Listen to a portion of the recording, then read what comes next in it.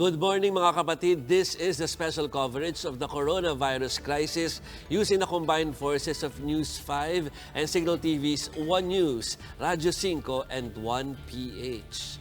Pinag-aaralan na rin po ngayon ang paglalaan ng special lane sa mga tinatawag na essential workers at cargo para mas mapabilis ang pagdaan nila sa mga checkpoint. Kasunod po ito ng reklamo ng ilang mga delivery truck drivers at frontliners na inaabot po sila ng samsam sa mga checkpoint.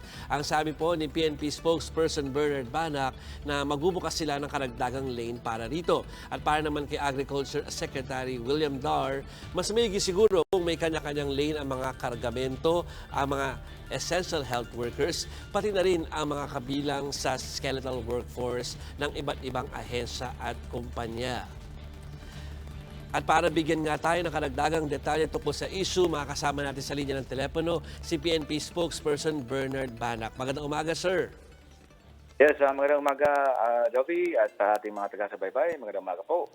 Okay, alam namin ay kumikilos na po ang PNP para po mabigyan yung mga choke points o malagyan yung mga choke points natin o checkpoints natin, yung mga kanya-kanyang lane, lalo na po yung para sa mga front liners na atin, ng mga health workers. Sir, pero ang sabi po ng Private Hospitals Association of the Philippines ay sana daw ay bilisan ito dahil meron pang ilang mga lugar na nahihirapan silang makadaan. Yes, Javi, noted na natin yan at binigyan na agad natin ng aksyon. In fact, yung ibang mga arteries na leading to and from Metro Manila ay napakaluwag na ngayon at wala na talagang halos na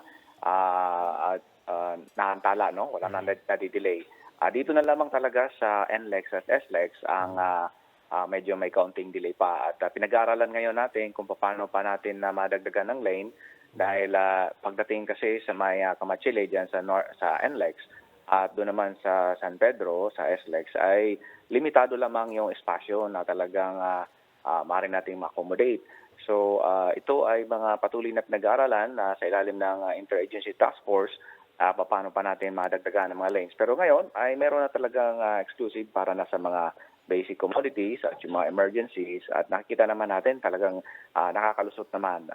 Doon lamang sa mga counting delay ay ito po talagang hindi maiwasan dahil ang bawat sasakyan na daraan ay kailangan pa rin nating ma-check yung kanilang body temperature through thermal scanning, no? Yung driver at saka yung pahinante.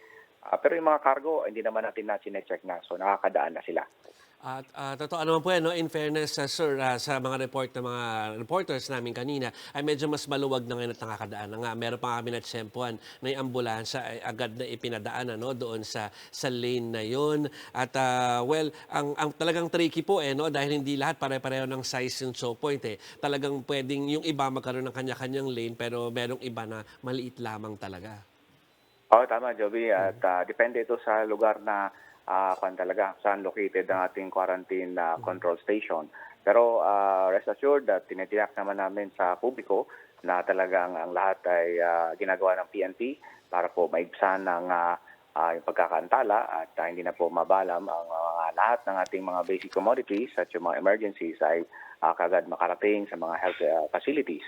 At ito po ay kasalukuyang ginagawa ng PNP sa kabila na sa kalagitnaan nitong ating enhanced community quarantine. Yes. Sir, maiba ko ng topic dahil alam nyo, mabuting sa inyo na po manggaling dahil maraming mga kumakalat ngayon sa mga chat group na naman ngayon sa social media, yung sinasabing may mga petty crime o kaya may mga krimen na nangyayari sa iba't ibang lugar dito sa Metro Manila. So malamang po ay kayo po ang pwede, kayo na po talaga ang pwede magsabi sa amin ng totoong peace and order situation ngayon dito sa Metro Manila.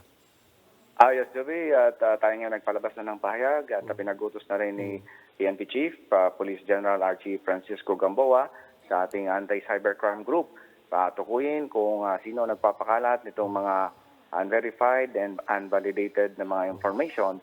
At tayo rin nananawagan sa lahat sa atin sa publiko, lalo na yung mga netizens, na maging responsable po sa pag-share ng mga information dahil ang mga maling impormasyon ay nakakapagdulot po ng takot at pangamba sa ating publiko.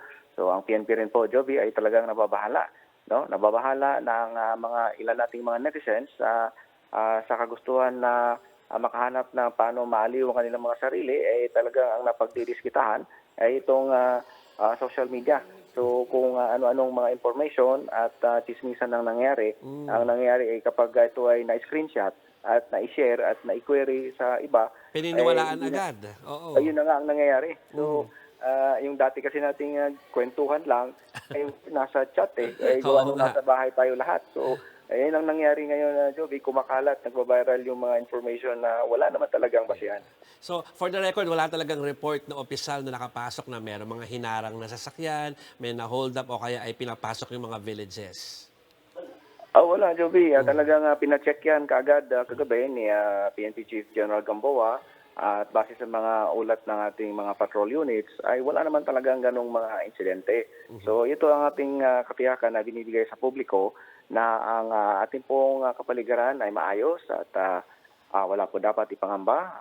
Tayo po ay manatili sa ating mga bahay at habang ginagawa natin ng paraan na mapigilan ang pagkalat ng coronavirus. Pero if ever po na meron talaga mangyaring krimen, handa naman rumesponde agad ang ating mga pulis.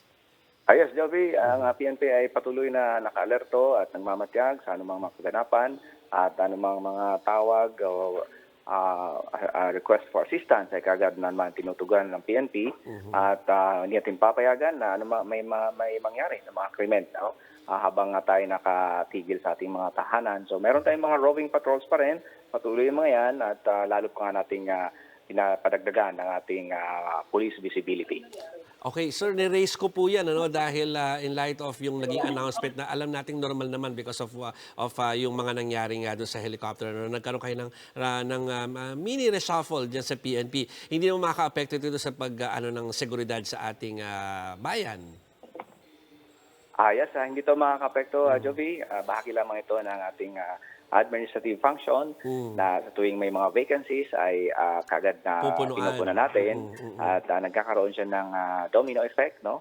So nagkakaroon ng pagkakataon yung mga younger and junior officers to move up kapag may mga vacancies at itaas at may mga nagre-retiro.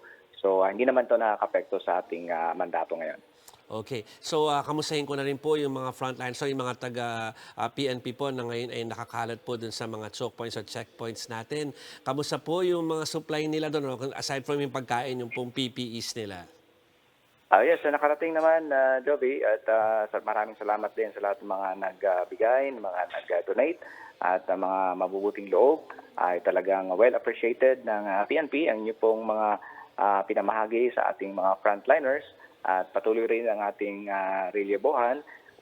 Every 12 hours ay nagpapalitan tayo ng mga duty nang sa gayon ay makapagpahinga din yung mga nakababad dyan sa mga control stations natin at panibagong energy naman para doon sa mga bagong sampa ng mga naka-duty. So, daytime ay mga bago na naman duty to Joby. Okay, panghuli na lamang po, Sir Banak, ano po yung tungkol doon sa, simple question to ng katanungan ng karamihan sa mga nagpapadala ng mensahe sa atin. Natanong nila if ever daw sila ay mahuli na lumalabag sa curfew o napalabas sila, no? O kaya ay lumabag doon sa quarantine guidelines. Ano po ba mangyayari sa kanila? Well, Joby, ito naman ay binibigyan natin ng pagkakataon na sila ay makauwi, no? Kung Okay. sila naman ay lumabas lamang dahil may binili na mga items, no? Ng mga essential items, pagkain, groceries, ay maaari naman gawin ito sa palibot lamang nating barangay o ng komunidad.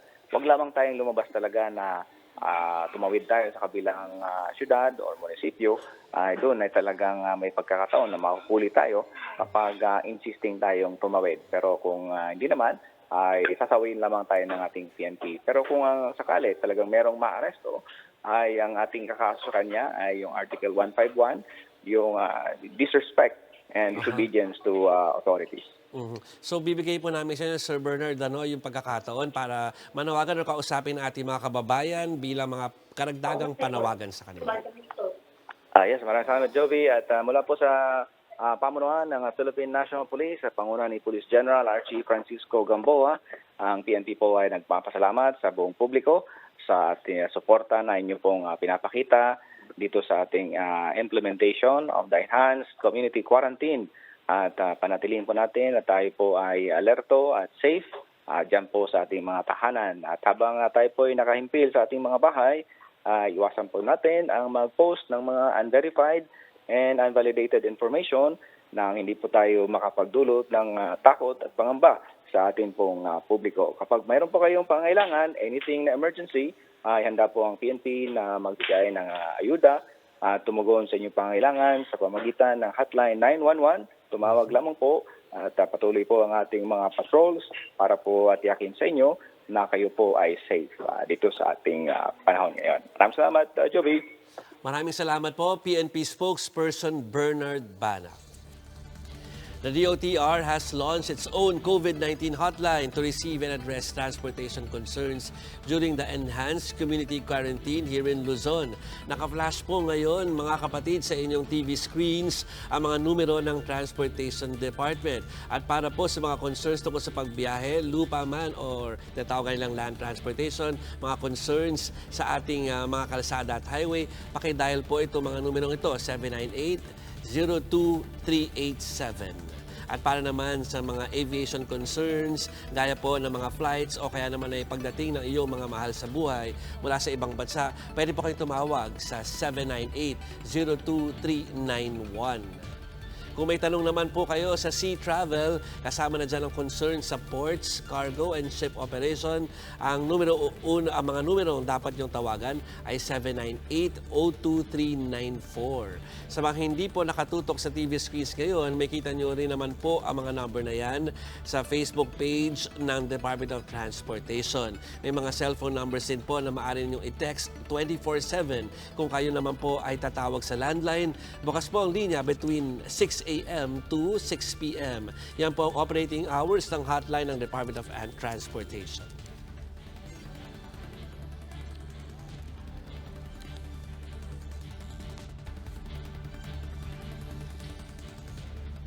At para naman po sa mga nababagot sa inyong mga bahay ngayong panahon ng Enhanced Community Quarantine, meron pong espesyal na handog sa inyo si national artist Ryan Cayabyab. Simula sa Lunes, alas 8 ng gabi, pwede na nating mapanood ng live ang ating mga paboritong musikero gaya nila Lea Salonga, Jed Madela, Ice Guerra, Jaya at The Company sa Facebook po yan.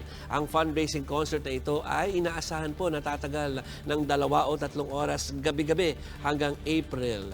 Ang isang ticket ay nagkakahalaga po ng 300 pesos hanggang 10,000 pesos. Ang malilikom na pera ay dodonate sa mga urban poor communities na talaga naman pong apektado ng COVID-19 pandemic.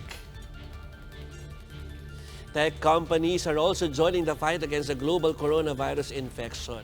At ang tinatarget po nila, fake news at mga maling impormasyon na laganap ngayon. Narito ang quick take mula sa Bloomberg.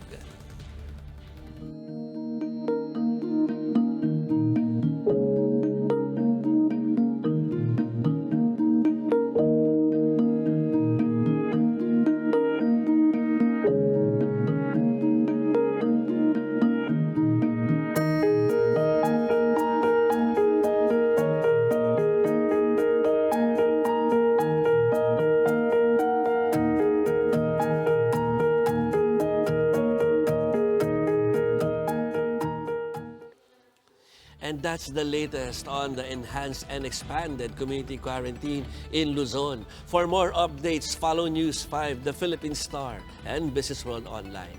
I'm Joby Francisco. We are One News.